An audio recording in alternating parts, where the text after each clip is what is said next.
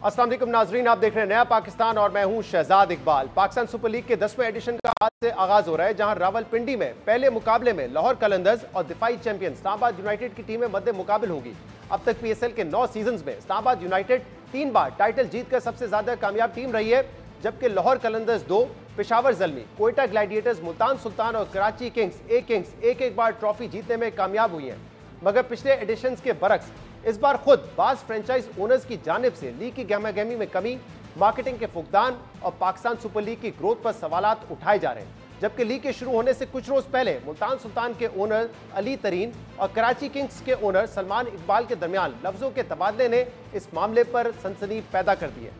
इसके अलावा पीएसएल 10 के बाद अगले सीजन से लीग में 2 नई टीमों की शमूलियत की बात भी सामने आ रही है, जिसमें फ्रेंचाइज ओनर्स तहफ्फुज़ात का इजहार करते हुए पीएसएल के फाइनेंशियल मॉडल को तब्दील करने की जरूरत पर जोर दे रहे हैं। पीएसएल के माली मामलात के अलावा कौमी क्रिकेट टीम की हालिया कारकर्दगी, बिलखसूस चैंपियंस ट्रॉफी और न्यूजीलैंड के खिलाफ सीरीज में इंतहाई नाकिस कारकर्दगी को भी पीएसएल में अवाम की अदम दिलचस्पी से जोड़ा जा रहा है। बहरहाल आज से पाकिस्तान सुपर लीग सीजन 10 शुरू हो रहा है और उम्मीद है कि कौमी और बैनुल अक़वामी प्लेयर्स अपनी कारकर्दगी से शायकीन की तवज्जो हासिल करने में कामयाब होंगे।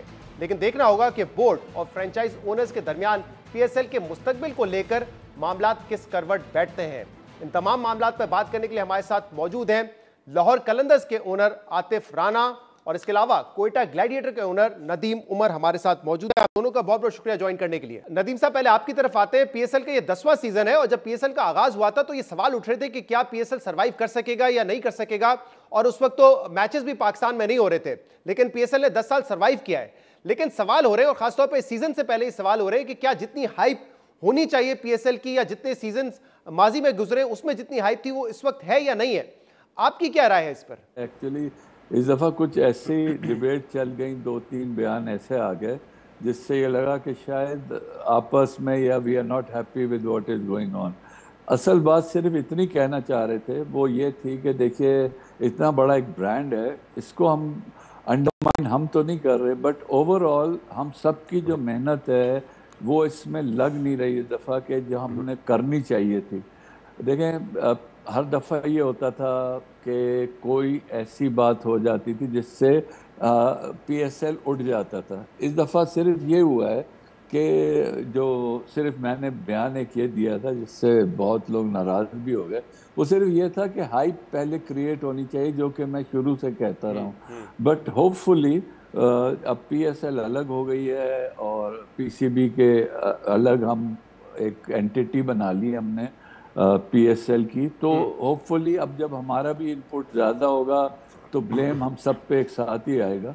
एंड बस, लेकिन मुझे खुशी सबसे बड़ी ये है कि हम सब ने 10 साल एक साथ गुजारे हैं, बहुत अच्छे गुजारे हैं, जीते भी हैं, हारे हैं, but we had a great time, the journey was excellent. और इसमें पीसीबी का भी शुक्रिया, मोहसिन नकवी साहब, सलमान नसीर साहब मेहनत बहुत करते हैं, बट मुझे लगता है थोड़ी लिमिटेड रिसोर्सेज हैं। अच्छा नदीम साहब, इसमें ये बताइए जो फ्रेंचाइज लीग होती है, जो फ्रेंचाइज क्रिकेट है, उसमें फिर ये हाइप क्रिएट करने की और इसको एक बड़ा बनाने की जिम्मेदारी ज्यादा फ्रेंचाइज ओनर्स पे आती है या पीसीबी या पीएसएल अब एक अलग एंटिटी बन चुकी है उन पर आती है? नहीं, आई थिंक कलेक्टिव एफर्ट होना चाहिए। जिस तरह मैं हमेशा कहता हूँ लाहौर कलंदर एक वाहिद वो है, हम में फ्रेंचाइज ओनर में जितने लाहौर कलंदर इसको उठाती है हमेशा ही। अभी इन्होंने जो आप देखिए वो शो किया था, दैट वाज अमेजिंग, लग रहा था एक जलसा हो रहा है। So we are very proud कि ये लोग हमेशा फोर फ्रंट पे होते हैं और जिस तरह हाइप देते हैं यही हम सबको भी करना चाहिए। और I think involvement of the PCB, क्योंकि वो पेरेंट बॉडी है ना, डायरेक्शन हमें वहाँ से आने चाहिए, how to go about it, और हम सबका भी फर्ज बनता है कि हम भी उनका साथ दें, बस ये है सिर्फ। तो आतिफ राना साहब, एक क्योंकि लाहौर कलंदर की बिल्कुल ठीक बात करें तो थ्रू आउट द ईयर आपका जो टैलेंट हंट प्रोग्राम होता है वो भी उस वजह से भी पीएसएल खबरों में रहता है ना कि लाहौर कलंदर जो है वो टैलेंट प्रोग्राम कर रहा है ऐसे। आपको अब आप जवाब दे दीजिए हाइप के हवाले से, क्या आपको लग रहा है कि हाइप है उतनी या नहीं है? शहजाद भाई बिल्कुल आप ठीक कह रहे हैं कि देखें पिछले 10 साल में, नदीम भाई इस बात को सेकंड करेंगे, कभी भी नहीं हुई। ये आप कहना कि इस सीजन में हुई थी अगले सीजन में नहीं होगी या उससे अगले सीजन में, कभी हुई नहीं। हमेशा से ये होता है कि हम एक आध महीना पहले जागते हैं, बस्ता खोलते हैं, तैयार होते हैं और टूर्नामेंट में चले जाते हैं। लाहौर कलंदर्स, थैंक यू नदीम भाई, इन्होंने मेंशन किया कि सारा साल हम कुछ ना कुछ करते हैं। आपने कहा प्लेयर डेवलपमेंट प्रोग्राम की जिक्र किया, हाई परफॉर्मेंस सेंटर का किया, और जो नदीम भाई अभी बात कर रहे थे कि मीनार पाकिस्तान में अपने अपनी किट लॉन्च की। सो वहाँ पे तो 1 लाख से ऊपर बच्चा रजिस्टर हुआ था, लड़का लड़की, और वो सारी फैमिलीज थी और वो सारी क्रिकेट की मोहब्बत में आई थी। कितने लोग थे वहाँ पे? सर लाख से ज्यादा लोग। तो ये जो PSL X की ट्रॉफी वहाँ पे अनवील नहीं हो सकती थी? ज्यादा बड़ा उसी तरफ आ रहा हूं। देखिए जब शो पे आप आके करें, हमारा बड़ा दरीना मुतालबा था, नदीम भाई भी आए साथ, कि इसको अलहदा कंपनी बनाया जाए। मोहसिन नकवी साहब ने पहली दफ़ा आके इसका अलहदा सेक्रेटेरिएट बनाने लगे और सलमान नसीर को इसका हेड बनाया। तो जब से सलमान नसीर बने हेड, तब से चीज़ें बहुत बेहतर हो रही हैं। पहले नदीम भाई आपको याद है कि कोई हमसे पूछता भी नहीं होता था, अब एटलीस्ट पिछले 3-4 महीने से फॉलो अप कर रहे हैं, प्लेयर्स हो कुछ भी हो। अब रही बात जी ओपनिंग सेरेमनी की या उसकी आपकी जो अनवीलिंग की, देखिए अनवीलिंग को उन्होंने एक नया तरीका ढूंढा जो ज़बरदस्त था, और दूसरा जो उन्होंने ड्राफ्ट किया हजूरी बाग में, क्या एम्बियंस था। आप नदीम भाई से पूछे, पिछले 10 साल में कभी ऐसा ड्राफ्ट नहीं हुआ, ठीक है। और फिर ये जो हमने जलसा किया, जलसा ये आपका पॉइंट ऑफ व्यू है। मैं सुन रहा था अली तरीन साहब को, जो मुल्तान सुल्तान के ओनर है, उन्होंने कहा बहुत ही बोरिंग इवेंट था। नहीं यार बहुत मजा, नदीम भाई बता दे यार, बहुत मजा था यार। गोरों ने तारीफ की उसकी, साहब ने कहा ये कौन सी, ये पाकिस्तान का इमेज हम पोर्ट्रे कर रहे थे ना। अली भाई जो है ना, अली भाई का अपना एक पॉइंट ऑफ व्यू है, लेकिन जो बातें अली भाई कर रहे हैं वो बातें आपस में करने वाले होती है। उसका फोरम मौजूद है, गवर्निंग काउंसिल है जिसके ऊपर सारे ओनर्स इकट्ठे होते हैं। वहाँ पे हमें हर तरह की आज़ादी है, हम जो मर्जी बात करें। नदीम भाई भी करते हैं, समीन भी करता है, जावेद भाई भी करते हैं। तो आप समझते हैं कि हाइप कभी भी ऐसा नहीं हुआ, 10 इवेंट्स में नहीं हुआ कि ये पहली दफा हुआ है कि हो रहा है। देखिए मैं थोड़ा सा आपसे इसलिए डिसएग्री करता हूँ। मैंने कराची में भी देखा है, मैंने बैनर्स, प्लेयर्स के बैनर्स ये बहुत ज्यादा देखते हैं मार्केटिंग। इस्लामाबाद में देखता था मैं, लेकिन अब नहीं हो रहे ना, अब नहीं हो रहे, हमें नहीं नजर आ रहा कोई सड़कों पे हाइप वगैरह। देखिए मेरी बात सुने, हाइप हमारा एक दो प्रॉब्लम हुई इस टूर्नामेंट को लीड अप करने में। एक तो क्रिकेट बहुत ज्यादा होगी, पहले चैंपियंस कप हुआ, फिर ट्राई नेशन हुई, फिर चैंपियंस ट्रॉफी हुई, फिर न्यूजीलैंड सीरीज हुई, और अनफॉर्चुनेटली परफॉर्मेंस उस तरह नहीं आ सकी। सो लोगों ने कहीं ना कहीं तो गुस्सा निकालना है ना, वो PSL पे निकालना शुरू कर दिया। ये बड़ा इंपॉर्टेंट पॉइंट है यार, ये PSL ही ठीक नहीं है, इसकी हाइप भी क्रिएट नहीं हो रही है, तो क्या खेल तमाशा। मैं बाकी जो मॉडल है जरा उस पर भी तफसील से बात करना चाहूंगा, क्योंकि अब 10 साल मुकम्मल हो गए, दोबारा आप लोग भी बिडिंग में जाएंगे। नहीं, बिडिंग में नहीं जा रहे, नहीं, बड़ा गलत कॉन्सेप्ट है। मैं देख रहा हूँ बार बार मीडिया पे एक बात हो रही है, बिडिंग पे नहीं जा रहे। हमारा 20 साल का कॉन्ट्रैक्ट है हमारा, 20 साल का। हाँ, 10+10 का। हाँ देखिए, अमाउंट को तो हम बाद में डिसाइड करेंगे ना, वो तो PCB और हम मिल के फैसला करेंगे कि अगले 10 साल किस तरह चलाना है। ये मैं समझ नहीं आ रही कि मीडिया पे जो लोग मिसाल के तौर पे लाहौर कलंदर के अगर आप ओनर हैं, तो आपका ये 10 साल के बाद भी ये जर्नी जारी रहेगी या आपको दोबारा बिड करनी पड़ेगी? And you have the first right of refusal. नहीं, 10+10 है ना, रिफ्यूजल कहां से आ गया? अमाउंट चेंज हो सकता है, अमाउंट चेंज हो सकता है, ऊपर भी जा सकता है, नीचे भी जा सकता है। जैसे $2.6 मिलियन था आपका एनुअल, वो चेंज हो सकता है। बात ये है कि जिन लोगों ने बस मिस कर दी, ये तो नदीम भाई और सलमान भाई, अली भाई और जावेद भाई का शुक्रगुजार होना चाहिए। मैं सिर्फ एक जुमला मुझे बोल लें कि उस वक्त जब पाकिस्तान क्रिकेट में कोई $1 लाख नहीं लगाता था, हम मिलियंस ऑफ डॉलर लगाने के लिए आ गए, और ये जानते बूझते आए कि हमें नुकसान होगा, पाकिस्तान की मोहब्बत में आए। आज वो ब्रांड बन गया तो सारे कह रहे हो निकल गए ना, अब तो रीबिडिंग ब्रांड बन गया, लेकिन सारे ओनर्स तो ये कहते रहते हैं कि हमने तो मुनाफा कमाया नहीं है, प्रॉफिटेबल कोई बात नहीं। बिजनेस कभी हर वक्त मुनाफा नहीं होता, टाइम लगता है हर दफा। देखिए फ्रेंचाइज बिजनेस जो है it's a different kind of business. ये आपने कोई बढ़ई की दुकान थोड़ी खोली है सुबह चल पड़ेगी, ये एक फ्रेंचाइज आप एक ब्रांड बना रहे हैं। ये कंसर्न नहीं आप लोगों के लिए, क्योंकि आई रिमेंबर जब चेयरमैन थे रमीज राजा, तो 95% शेयर उन्होंने कहा कि फ्रेंचाइज मानी साहब ने किया था। किसने? वो मानी साहब ने 97.5 किया था, रमीज भाई ने आके 95% हो गया। मानी साहब ने 30 इयर्स परपेचुइटी की थी, रमीज भाई ने कम कर दी। सही है। तो जब ये हुआ तो इसी बुनियाद पे हुआ था ना कि आप लोग कहते हैं कि हमारी प्रॉफिटेबिलिटी नहीं है। Profitability is something different. Shahzad भाई, बात ये है कि आपके लीग का मॉडल ठीक नहीं है। नदीम भाई भी यही बात कर रहे हैं, हम भी यही बात कर रहे हैं, और 10 साल से कर रहे हैं कि यार एक प्रोडक्ट अगर गलत मॉडल तुमसे बन गया है तो ना वो नदीम भाई के अब्बू की है ना मेरे अब्बू की है। पहले नदीम साहब से मैं पूछ लूं कि क्यों है पाकिस्तान की लीग है ना, पाकिस्तान की लीग है ना, तो अगर पाकिस्तान की एक चीज गलत बन गई उसको ठीक कर लो, इसमें क्या गलत है? पहले आप बता दीजिए मुझे आतिफ साहब। लीग का जो फाइनेंशियल मॉडल है वो गलत है। क्या गलत है इसमें? जो इंटरनेशनली जो लीग होती है ना, उसमें परपेचुइटी होती है, आपके पास ओनरशिप होती है फॉर द लाइफ या for the longer term, 30 years 50 years, तभी तो आप उसको ब्रांड बनाते हैं और इन्वेस्ट करते हैं। मैं देख रहा था मुंबई इंडियंस 2008 पे आई थी, लेकिन वो भी 10 साल के लिए थी। नहीं, 10 साल के लिए नहीं थी, 10 साल की फीस थी और उसके बाद उनको फीस नहीं है। वो रेवेन्यू शेयरिंग मॉडल है, ठीक है। सो अब वो परपेचुइटी में है, वहाँ लाइफ टाइम। आप तो कह रहे 20 साल है यहाँ पे, 10+10 है ना, तो 20 साल के बाद क्या होगा? सो एक्चुअली एक तो ये होना चाहिए। दूसरा ये कि जो फाइनेंशियल मॉडल है वो चैलेंजिंग है, क्योंकि प्राइसेस डिफरेंट है। नदीम भाई की डिफरेंट प्राइस है, हमारी डिफरेंट प्राइस है, सलमान भाई की डिफरेंट प्राइस है।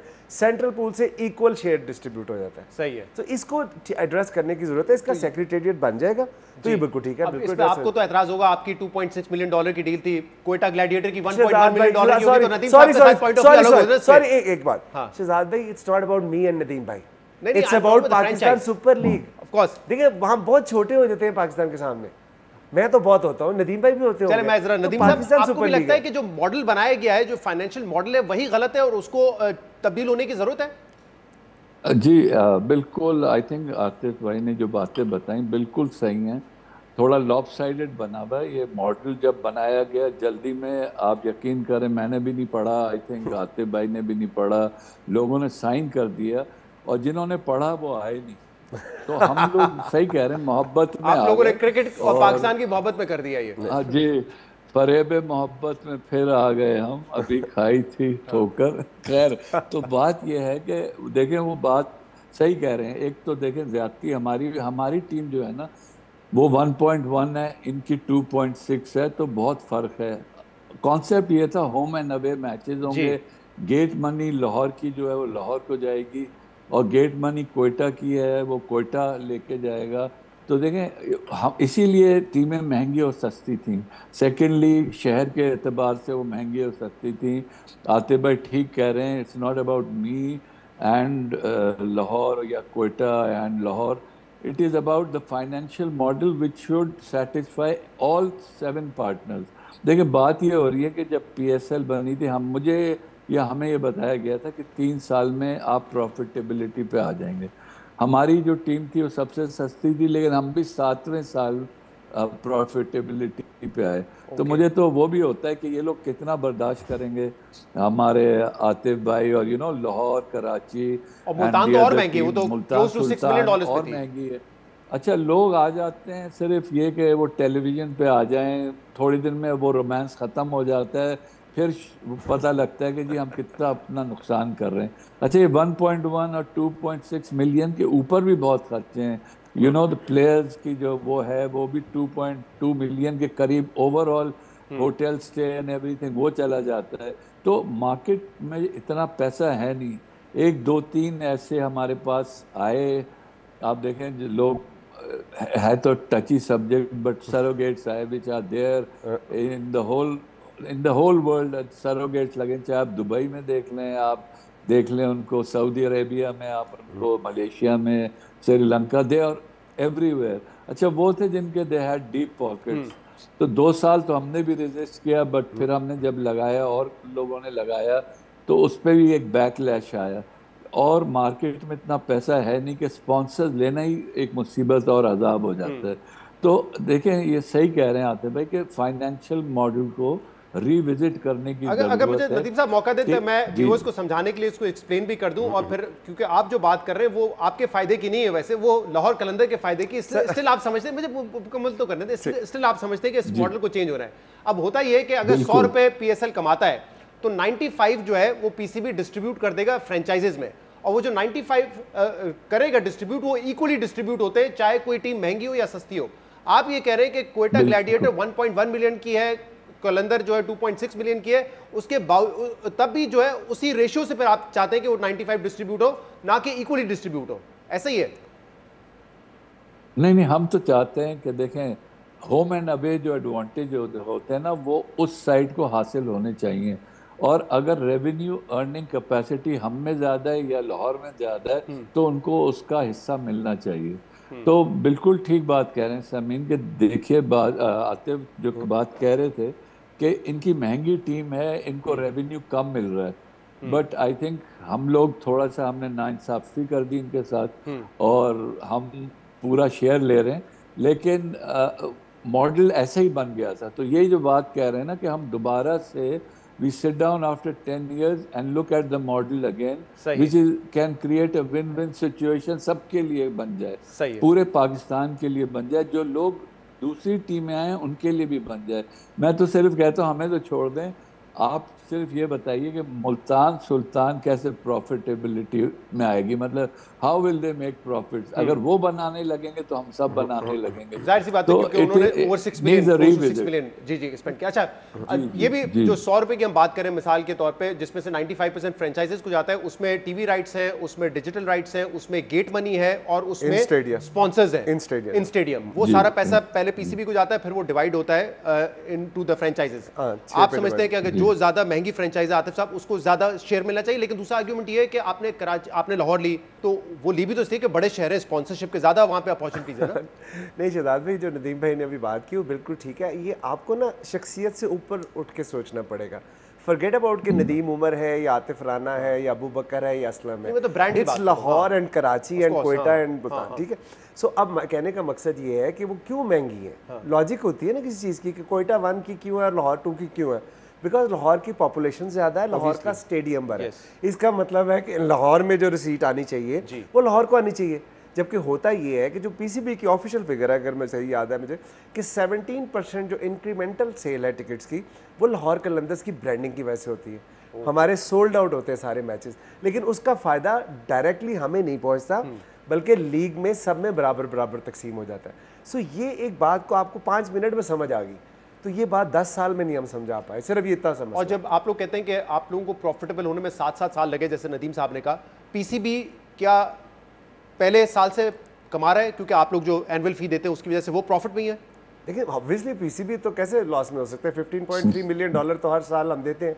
और दूसरी बात, जब मुल्तान की बात करें, जब हमने पैसे इन्वेस्ट किए थे, हम 5 जो ओनर हैं शुरू में, उस वक्त हमारे सामने कोई मॉडल नहीं था, हमारे सामने कोई फ्यूचर नहीं था। जब मुल्तान सुल्तान ने किए तो उनके पास एक दफ़ा वो आशान ग्रुप ने पहले वो लेके वो छोड़े 5.2 मिलियन पे, तो 5.2 से 6.3 मिलियन लेके गए। वो क्यों लेके गए? इसलिए लेके गए कि भाई मॉडल बन चुका था, एक आपका ब्रांड क्रिएट हो चुका था। सो जो उन्होंने टॉपअप किया, जो टॉपअप दिया, वो ब्रांड बनने के बाद। अब एक तो ये कि फाइनेंशियल मॉडल विद इन आपने कैसे करना है, और दूसरी एक डिबेट ये नदीम साहब के इसको जो पाए है, जो रेवेन्यू पाए, उसको आप कैसे बड़ा करें। और उसमें आपने बड़ी इंपॉर्टेंट बात की, अभी आतिफ साहब ने बल्कि की, टीम परफॉर्मेंस बड़ी इंपॉर्टेंट करती है, पाकिस्तान की टीम की परफॉर्मेंस। अब देखें चैंपियंस ट्रॉफी के बाद जो न्यूजीलैंड में हुआ, उसकी वजह से एक सेटबैक हुआ है फैंस को।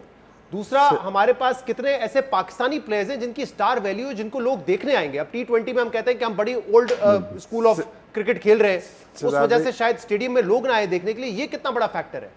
अगर नदीम भाई इजाजत दें तो मैं इस पे हल्का सा इनको बता दूं। सर देखिए, अगर हमारी क्रिकेट की वजह से नहीं होता, अभी आप यहाँ बैठे, आप PSL का सेलिब्रेट करने लगे, हम और उसके मॉडल पे डिस्कस कर रहे हैं, और कल इनॉग्रेशन हो रही है इस्लामाबाद में ही के उसकी कश्मीर प्रीमियर लीग की।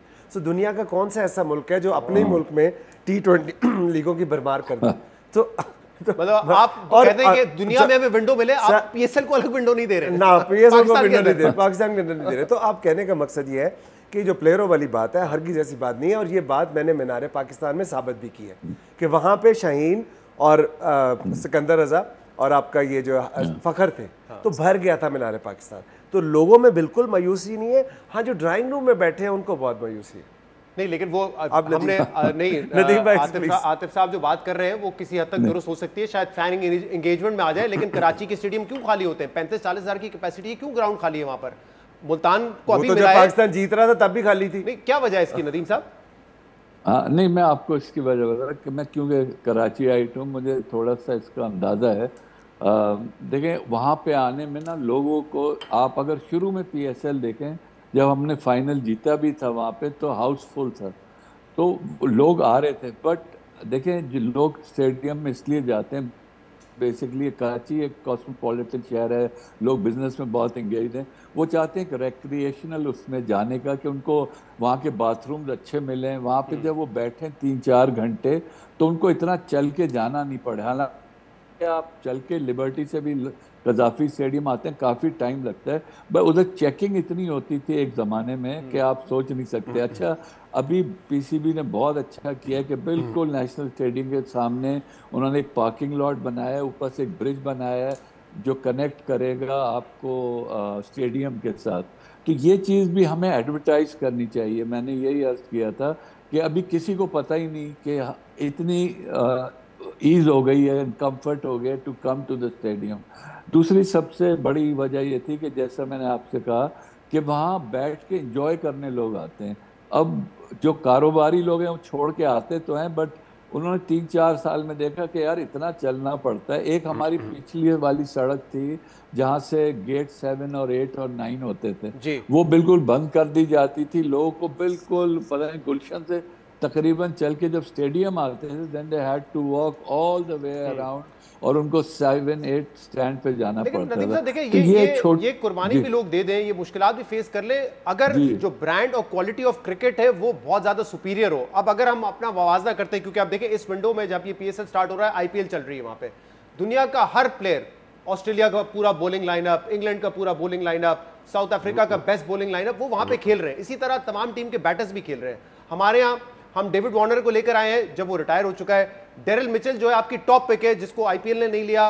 तो मतलब ये भी हमें देखना पड़ेगा कि लोकल स्टार्स कौन है और इंटरनेशनल क्रिकेटर्स कौन आ रहे हैं। और इसमें देखिए अभी तक डिबेट ये चल रही है 10 साल बाद कि फेब मार्च की विंडो ज्यादा बेहतर है या आईपीएल जिस वक्त हो रहा हो, क्योंकि उस इंटरनेशनल क्रिकेट नहीं होती, वो बेहतर विंडो है। हम इसी डिबेट में फंसे हुए हैं। तो प्लेयर्स कैसे लेकर आएंगे आप? पैसा ज्यादा देना है या बेहतर विंडो चाहिए?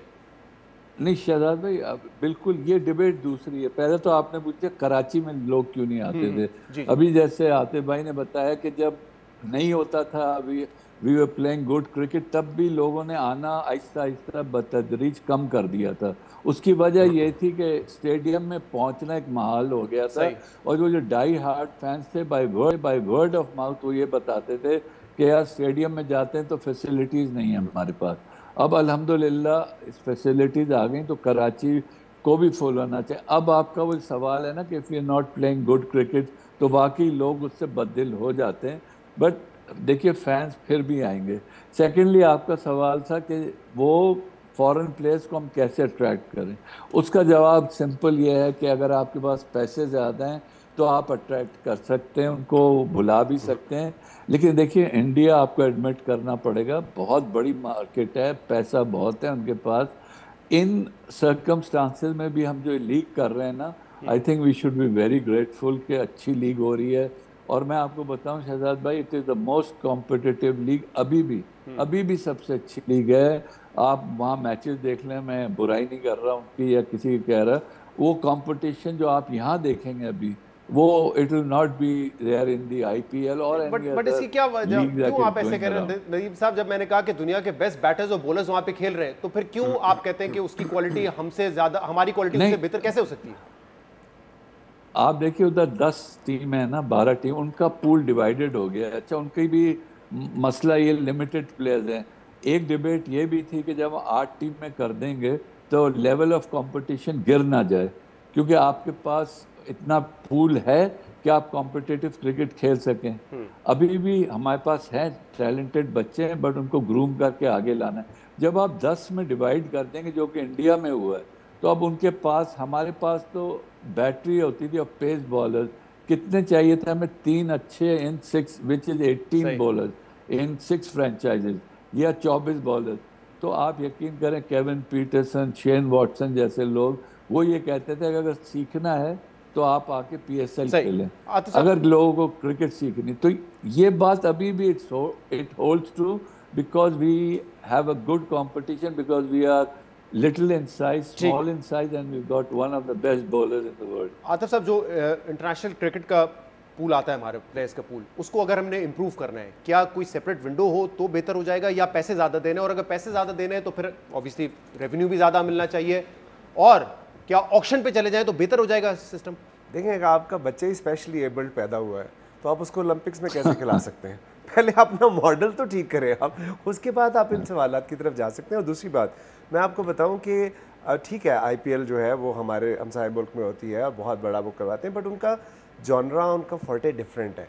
वो है एंटरटेनमेंट, क्रिकेटेनमेंट उधर से निकला है, उन्होंने बॉलीवुड को साथ मिलाया।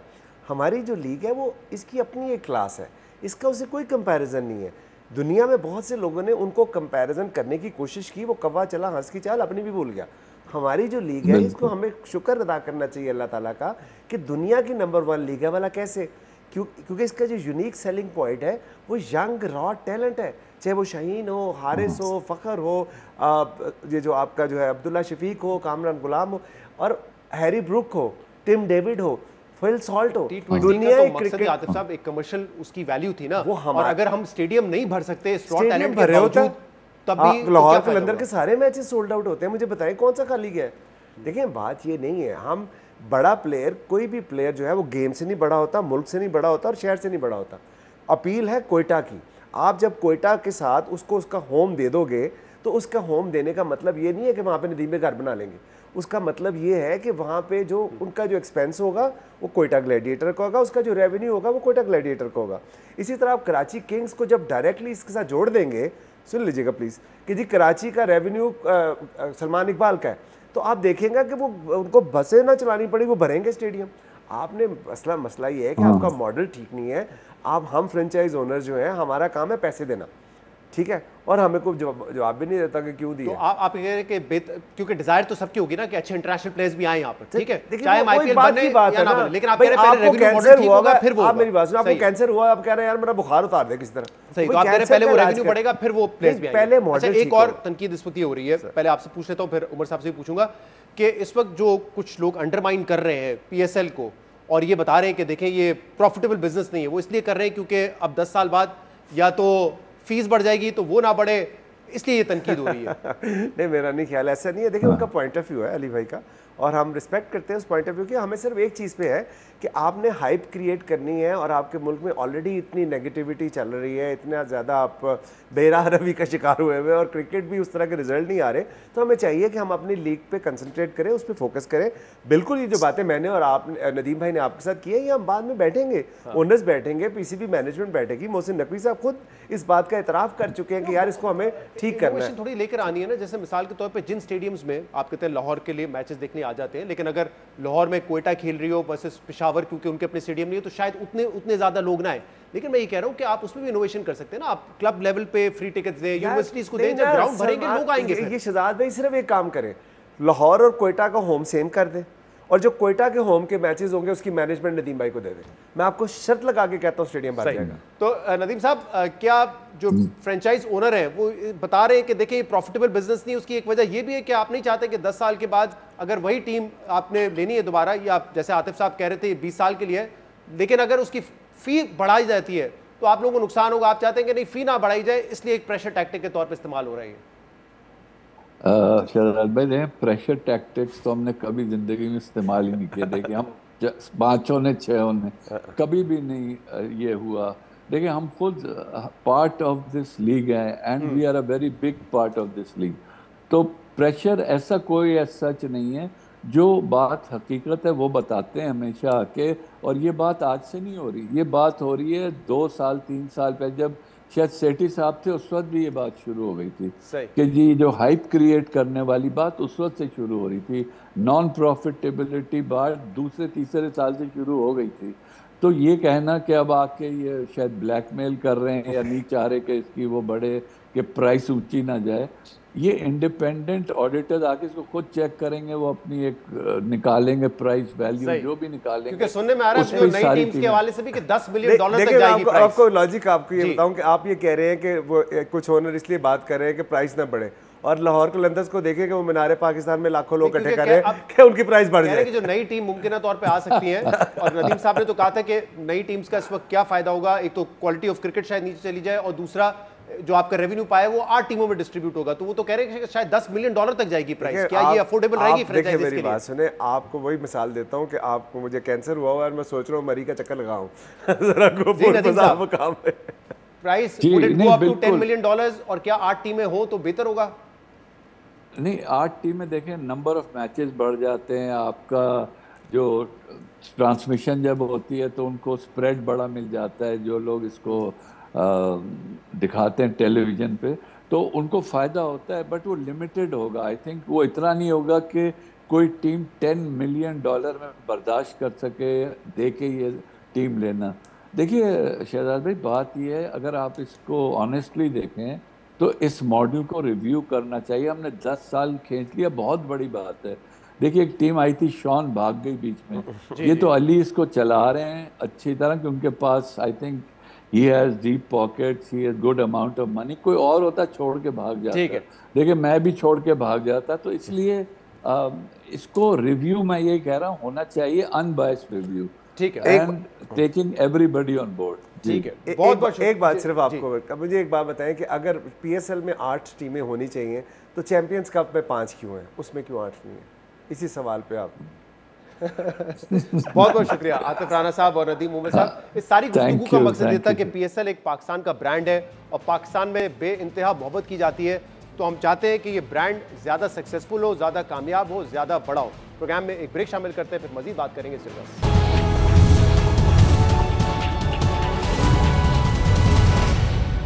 Welcome back. ईद के बाद पाकिस्तान तहरीक इंसाफ ने ग्रैंड ऑपोजिशन अलायंस तश्कील देकर हुकूमत के खिलाफ तहरीक शुरू करने के दावे किए थे, लेकिन ईद के बाद ऑपोजिशन इत्तेहाद की तश्कील देने के बजाय जहां पाकिस्तान तहरीक इंसाफ में दाखिली इख्तिलाफात बढ़ते नजर आ रहे हैं, वहीं अब कुछ पाकिस्तान तहरीक इंसाफ के रहनुमा PTI और एस्टैब्लिशमेंट के दरमियान बातचीत को लेकर अगले हफ्ते बड़ी पेशरफ्त का इम्कान जाहिर कर रहे हैं, क्योंकि बानी पाकिस्तान तहरीक इंसाफ की रिहाई के लिए सियासी दबाव बनाने में नाकामी के बाद कुछ पार्टी रहनुमाओं ने एस्टैब्लिशमेंट से दोबारा मुज़ाकरात की कोशिशें शुरू कर दी हैं, जिनमें सबसे नुमाया सेनेटर आजम स्वाति हैं, जिनका दावा है कि वो इमरान खान की इजाजत से एस्टैब्लिशमेंट से बातचीत की कोशिशें कर रहे हैं और इनके मुताबिक इसमें अगले हफ्ते कोई ना कोई पेशरफ्त जरूर होगी।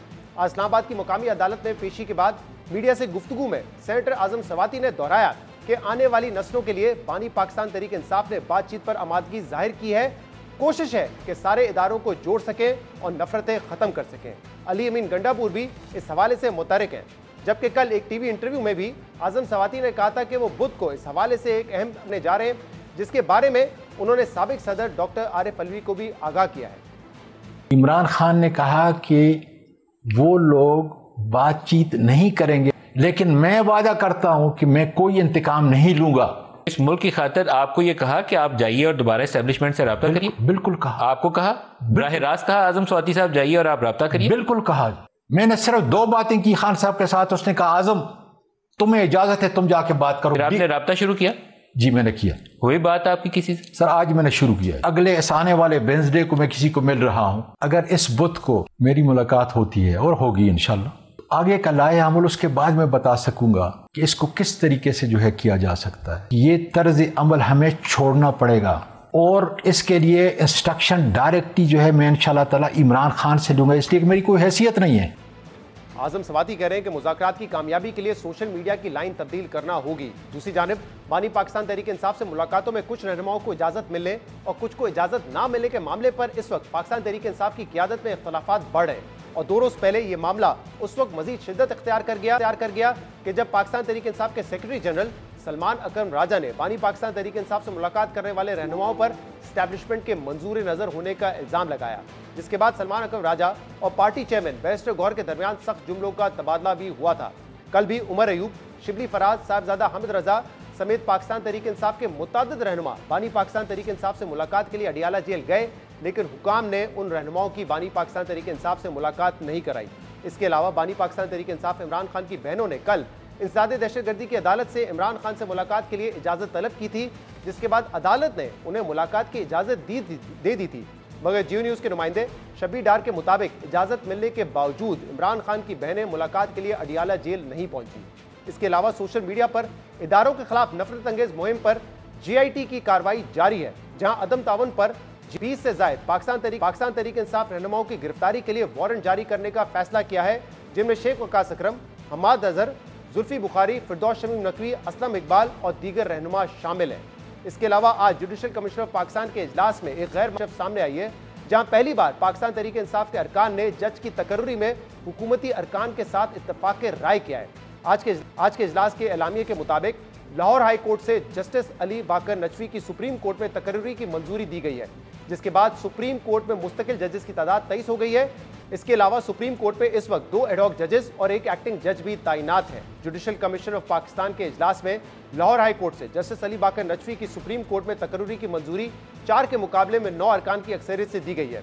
और अहम बात यह कि हुकूमत के साथ साथ जुडिशल कमीशन में मौजूद पाकिस्तान तहरीक इंसाफ के दोनों अरकान बैरिस्टर गौहर और बैरिस्टर अली जफर ने भी जस्टिस अली बाकर नजफी की सुप्रीम कोर्ट में तकर्री के हक में वोट दिया है, जबकि chief justice Yahya Afridi, justice Mansoor Ali Shah, justice Munib Akhtar और जस्टिस जमाल खान मंदोखेल ने जस्टिस अली बाकर नजफी की तकर्री के खिलाफ वोट दिया है। अहम बात यह कि इससे पहले लाहौर हाई कोर्ट के चीफ जस्टिस की तकर्री के लिए भी पिछले साल जुलाई में जुडिशल कमीशन के इजलास में जस्टिस अली बाकर नकवी का नाम जेर गौर आया था, लेकिन सीनियरिटी में तीसरे नंबर पर मौजूद जस्टिस आलिया नीलम को जस्टिस अली बाकर नकवी और जस्टिस शुजात अली पर तरजीह दी गई थी और जस्टिस शुजात अली और जस्टिस अली बाकर नकवी के खिलाफ सख्त रिमार्क्स भी रिकॉर्ड का हिस्सा बनाए गए थे। इसके अलावा रवां साल फरवरी में जुडिशल कमीशन के इजलास में जस्टिस अली बाकर नकवी की सुप्रीम कोर्ट में तैनाती की मंजूरी नहीं दी गई थी, लेकिन आज जुडिशल कमीशन ऑफ पाकिस्तान ने बिल आखिर उनकी सुप्रीम कोर्ट में तकर्री की मंजूरी दे दी है। इसके अलावा एलामिया के मुताबिक आज के जुडिशल कमीशन के इजलास में 9-4 की अक्सरियत से जस्टिस शुजात अली के अपने खिलाफ रिमार्क्स हज़फ करने की दरख्वास्त भी मंजूर कर ली गई है। प्रोग्राम में एक ब्रेक शामिल करते हैं, इसके बाद मजीद बात करेंगे।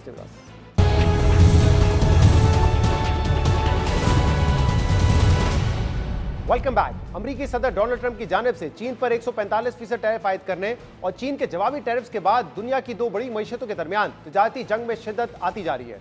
अमेरिका ने 2 रोज पहले चीन पर टैरिफ बढ़ाकर 145% कर दिया था, जिसके बाद चीन ने आज एक बार फिर अमेरिका पर जवाबी टैरिफ 84% से बढ़ाकर 125% कर दिया है, जो कल से नाफिज हो जाएगा। जबकि चीन पहले ही अमेरिकी टैरिफ्स को लेकर वर्ल्ड ट्रेड ऑर्गेनाइजेशन में अमेरिका के खिलाफ शिकायत दर्ज करा चुका है। चीन के इस जवाबी इकदाम के बाद अमेरिका के मजीद जवाबी टैरिफ का खदशा पैदा हो गया है। ताहम चीन ने वाज़ेह किया है कि अगर अब अमेरिका मजीद टैरिफ्स बढ़ाता है तो चीन इसके बाद मजीद किसी नंबर गेम का हिस्सा नहीं बनेगा, क्योंकि इससे अमेरिकी बरामदात चीन के इंपोर्टर्स के लिए बेमायनी हो जाएंगी। चीन की वजारत तजारत के तर्जुमान के कहना है कि टैरिफ्स के ऐलानात अब सिर्फ नंबरों का खेल बन चुका है, जिसका कोई हकीकी इक्तसादी असर नहीं है। जबकि इस तजारती जंग से मुतालिक चीनी सदर शी जिनपिंग ने आज पहली बार अवामी सतह पर बयान देते हुए कहा है कि चीनी कौम खौफजदा नहीं है। तजारती जंग में कोई भी फातेह नहीं होता, दुनिया के खिलाफ जाना सिर्फ खुद को सेल्फ आइसोलेशन में धकेलना होगा। यानी चीन ये तजारती जंग मजीद बढ़ाना नहीं चाहता। ताहम अभी तक दोनों तरफ से जो इकदाम लिए गए हैं उससे बैनुल-अक़वामी मार्केट्स में मुसलसल गैर यकीनी की सूरत हाल है।